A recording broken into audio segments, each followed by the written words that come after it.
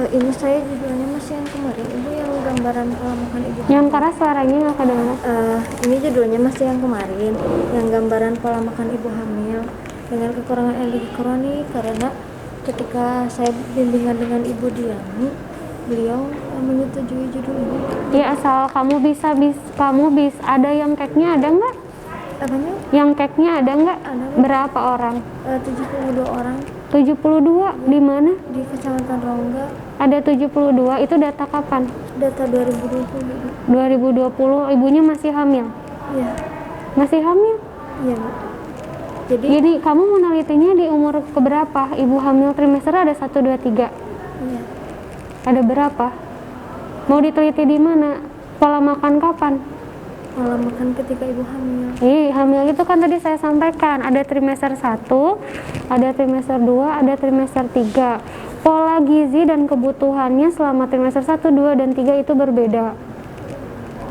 Ya nggak bisa kamu bilang ibu hamil aja, kamu nanti yang satu kamu teliti di trimester 3 tentu akan berbeda dengan yang di trimester 1. Dia nggak mau makan, terus kamu bisa menganalogikan bahwa dia makannya jelek. Iya, nggak bisa ya. Jadi kamu harus jelas dulu jumlah sampel ibu hamil dari 72 itu berapa yang masuk trimester 1, trimester 2, trimester 3, dan yang menjadi masalah, yang bermasalah, yang kata kamu disampaikan dia itu cake itu pada trimester berapa yang bisa dilakukan penilaian? Trimester berapa kira-kira yang bisa dinilai? Trimester 3. Nah ya enggak, trimester 3 kan dia sudah melewati dua fase dari trimester 1 sampai trimester 2. Kalau cake itu mengukur lingkar lengan emang kapan? Trimester pertama. Iya, masa kamu mengukurnya di sini terus ngitungnya misalnya pengukuran dia cake atau tidaknya di sini dan ininya di sini, nyambung nggak? Ya, jadi tolong dicari dulu ini masalahnya. Pola itu lihat dari penelitian orang, pola itu terjadinya di mana? Ya, pola itu terjadinya apakah di trimester penilaian dari jurnal yang sudah kamu cari, mereka ini menelitinya itu di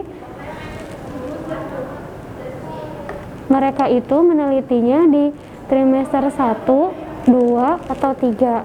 Ya, pengukuran cake-nya juga itu dilakukan di mana?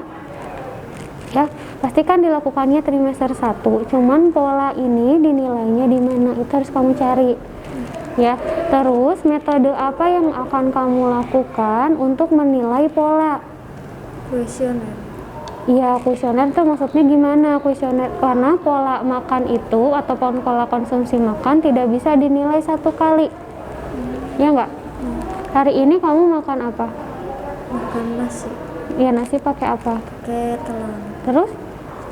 Besok apakah sama? Gak bisa, ada yang nggak ada yang bisa memastikan bahwa menunya itu akan sama, sehingga nanti dipikirkan terkait dengan kuesioner yang akan digunakan. Pola yang kamu maksud itu seperti apa? Jadi pola makannya apakah selama hamil, ibu hamilnya itu makan 3 kali sehari atau sarapan gitu? Ingat lagi, pola itu adalah kalau kamu bilang ini pola konsumsi makan, berarti kan apapun yang dia makan atau habit, kebiasaan apa yang dia lakukan selama hamil.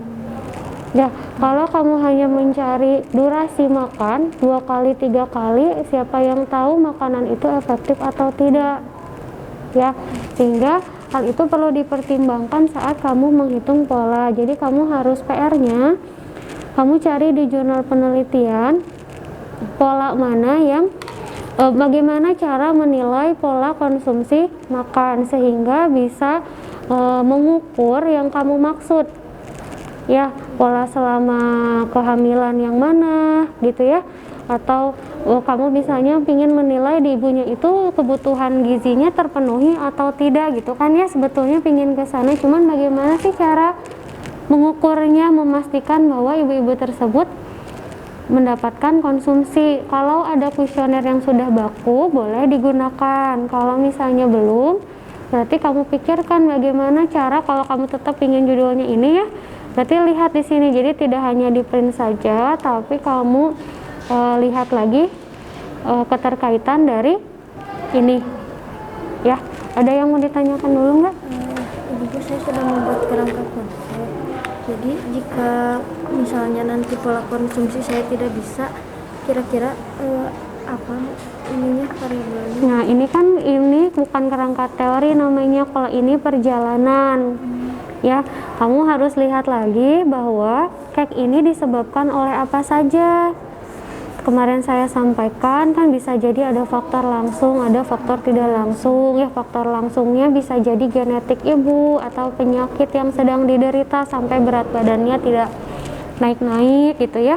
Lalu apalagi nanti pola makan dan yang lainnya, bisa jadi kan faktor luar kayak lingkungan, ya, dukungan sosial budaya dan sebagainya saat kehamilan. Nah, kira-kira nanti baru kamu lihat di sini cake ini banyak kaitannya dengan yang mana dan yang bisa dinilai yang mana.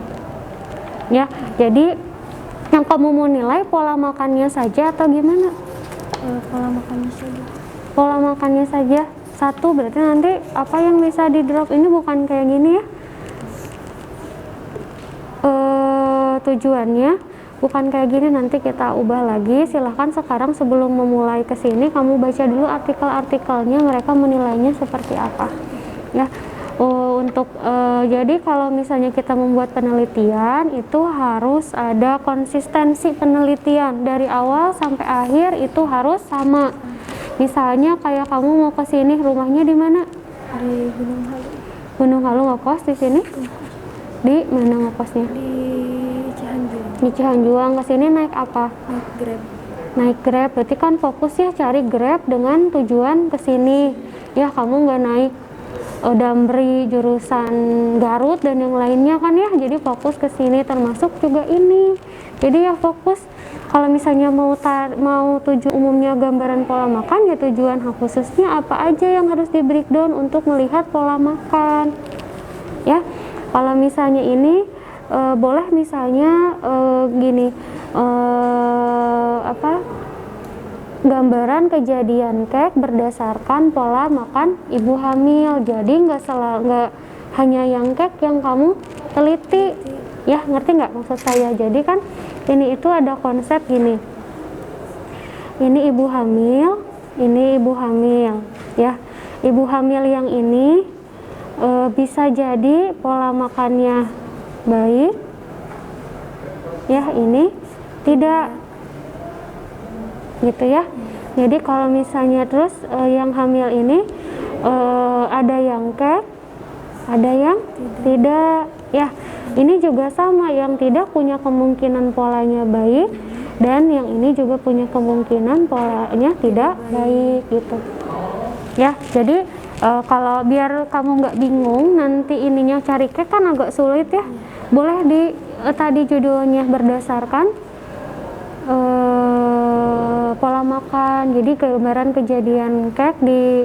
kejadian cake pada ibu hamil mau trimester 1 berarti berdasarkan pola makan ya. Nanti kamu identifikasi dulu di Puskesmas Rongga itu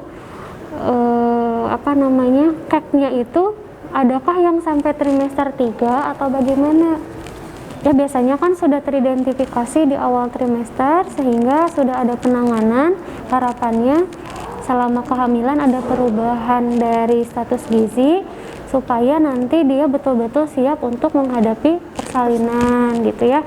Jadi dilihat dulu ada yang bisa dihubungi di puskesmas sana. Ada. Ya, jadi kan mungkin lebih mudah ya birokrasi dan informasinya, supaya nanti datanya lebih cepat ininya. Ada yang mau ditanyakan? Ya, gitu aja ya. Terima kasih.